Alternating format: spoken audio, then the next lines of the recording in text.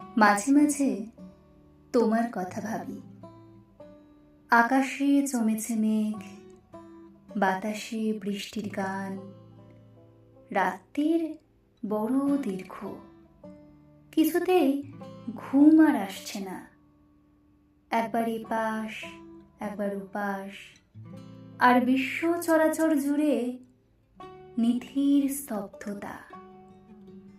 মাঝে মাঝে মনে হয় অসীম শূন্যের ভিতর উড়ে যায়, মেঘের মতন ভেসে ভেসে একবার বাংলাদেশ ঘুরে আসি।